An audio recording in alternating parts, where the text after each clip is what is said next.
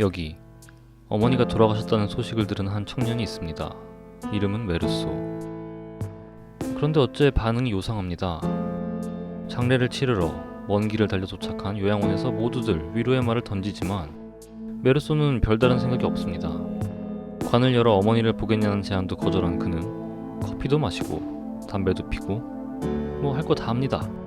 오히려 짧은 시간 동안 어머니와 썸을 탔다던 할아버지가 훨씬 슬퍼 보입니다. 연구차를 따라가다 기절까지 할 정도였으니까요.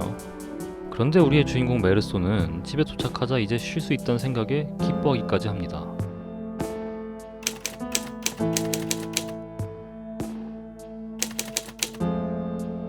눈을 뜨자 무료한 주말입니다.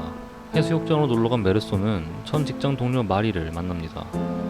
날씨 좋은 날 헤엄도 치고 저녁에 영화도 보고 집으로 가서 뭐 이런저런 걸 합니다. 그리고 뭐 별다를 것 없는 일상이 이어집니다. 어쩌다 메르소는 같은 아파트에 사는 레몬과 친해지는데요. 평판이 영 좋지만은 않지만 메르소는 크게 신경 쓰지 않습니다. 레몬은 자기를 속인 전 여친을 골탕 먹일 작정으로 그녀를 집에 불러들일 만한 편지를 대신 써달라고 부탁합니다. 메르소는 대수롭지 않게 부탁을 들어주죠.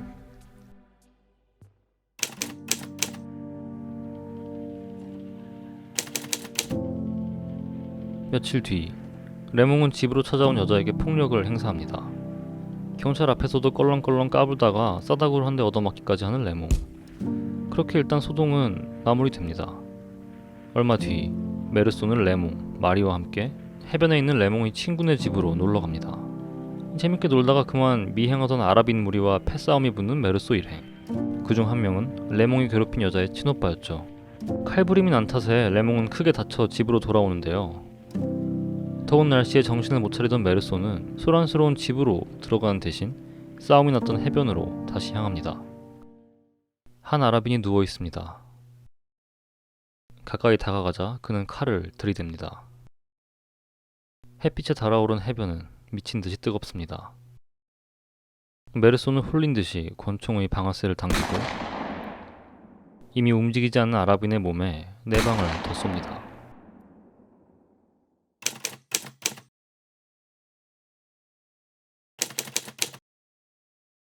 체포된 메르소는 재판을 받습니다. 검사는 집요하게 어머니의 죽음에 무감각했던 메르소의 과거를 파고듭니다. 별다른 생각 없이 했던 행동들이 멋대로 해석되어 메르소를 궁지로 몰아넣습니다. 마리, 레몽 등 여러 친구들이 자신들이 본 메르소를 되짚으며 열심히 변호해보지만 별 소득은 없습니다. 여러 사람들이 메르소를 교화시키려 애쓰지만 메르소는 모든 것에 철저히 무관심한 태도를 유지합니다. 그런데 죽음을 앞둔 메르소는 그 어느 때보다 자신이 살아있음을 느낍니다. 바깥 세상의 자유를 열렬히 그리워하고 자신이 옳다는 확신에 가득 찹니다. 자신을 동정하는 사제에게 회개를 강요하는 그에게 메르소는 작중 처음으로 격한 감정을 표출하며 길길이 날뜁니다. 사제가 가버린 뒤 평정을 되찾은 메르소는 처음으로 엄마를 생각하고 이해한다고 느낍니다. 메르소는 내내 무감각한 모습을 보여줍니다. 엄마의 죽음, 마리와의 사랑, 살인. 보통 사람이라면 이성을 잃고 감정에 휘둘려 마땅한 상황에서도 고요하게 그냥 맘 가는 대로 흘러가는 듯 살아갑니다. 그렇게 소설은 메르소의 무미건조하지만 꼼꼼한 시선을 따라가며 다소 무료하게 흘러갑니다. 사실 벌어지는 사건은 거의 막장에 가깝습니다. 소설의 클라이막스를 할 수 있는 5발의 총성에 이후 이어지는 재판과 사형 판결까지. 그럼에도 동요가 없는 메르소의 모습은 어딘가 사이코패스 같기도 혹은 감정이 없는 로봇 같기도 합니다. 사람들은 이런 메르소를 결코 이해하지 못합니다. 사람들은 그를 일반적인 틀에 맞추려 애쓰다가 결국 파렴치한이란 낙인을 찍고 추방시키죠. 그런 의미에서 메르소는 이 세상에서 겉도는 이방인입니다.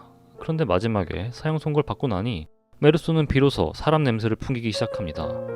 그를 변하게 하고 살아나게 한 것은 과연 무엇일까요? 까미의 단골 소재였던 죽음 그 자체일까요? 이방인은 우리에게 페스트, 시지프 신화로 친숙한 알베르 까미의 대표작입니다. 알제리에서 태어난 까미는 양차대전쯤 활동한 작가로 실존주의 문학의 대표적인 작가로 꼽히곤 합니다. 1957년에는 노벨 문학상도 받았습니다. 까미는 자신이 창조한 인물 메르소를 일종의 순교자라 평가합니다. 거짓말을 거부하고 진실을 위해 죽음을 마다하지 않는 사람 말이죠. 좀 의아하죠? 우리가 만난 메르소는 가치관이나 목적의식은커녕 생각 없이 몸이 시키는 대로 사는 인물이었으니까요. 이런 메르소가 대체 뭘 거부하고 뭘 위해 죽음을 무릅썼다는 걸까요? 세상은 생각보다 합리적이고 이성적이지만은 않습니다. 사람이라면, 자식이라면, 부모라면, 또 한국인이라면, 문명인이라면, 남자, 여자, 갖가지 명목으로 우리는 알게 모르게 마땅한 감정을 지니도록 강요받곤 하죠. 메르소가 어머니의 죽음에 슬퍼했어야만 했던 것처럼요. 이런 감정들이 비합리적이라 해서 나쁘다는 건 절대 아닙니다. 이들은 도덕이나 관습이란 이름으로 법이나 제도가 미처 채우지 못한 공백을 메워주기도 하니까요. 하지만 책을 읽으면 어쩐지 메르소를 조금은 이해할 수 있을 것 같은 느낌은 왜일까요? 권태, 무감각, 목적의 상실, 좁아지는 인간관계. 현대인 어쩐지 메르소와 비슷한 구석이 있는 것 같습니다. 이제 사회가 강요하는 감정들은 어딘가 피곤하고 부담스럽고 조악하게 느껴지기도 합니다. 이게 사람들은 왜? 라는 질문을 던지기 시작합니다. 모성애, 부성애, 효도, 가족 간의 사랑은 더 이상 당연한 것이 아니며 애국심과 국뽕은 한 끗 차이가 되었죠. 하지만 발악에 가까운 반작용일까요? 아니면 애초에 사람은 메르소처럼 살 수 없는 걸까요? 모두가 가져야 마땅한 감정 혹은 그것이 요구하는 당위는 그 어느 때보다 강력하게 우리를 구속합니다. 사람들은 왜 그래야 하는지 깊이 고민해보지도 않은 채 무엇을 했다 혹은 무엇을 하지 않았다는 이유로 서로를 마음대로 재단하고 단죄합니다. 그 결과 연일 피바람이 불고 있죠. 지금 이 순간까지도. 메르소가 거부했던 것은 아마도 이런 흐름이 아니었을지요. 오늘도 수많은 메르소들은 단두대 앞에 설 겁니다. 서로가 서로를 죽여 아무도 남지 않게 되기 전에 우리는 차가운 눈으로 세상을 관조하는 이방인이 되어야 할지도 모릅니다. 이방인이 되는 것이 어떻게 보면 더 합리적이고 이성적이며 가려진 진실에 가까워지는 길이니까요. 하지만 과연 그럴 수 있을까요? 언젠가 찾아올 죽음과 파멸을 눈앞에 두고도 우리는 이방인이 될 수 있을까요? 그리고 정말 이방인이 된다면 우리는 행복할까요? 알베르 까뮈의 이방인이었습니다.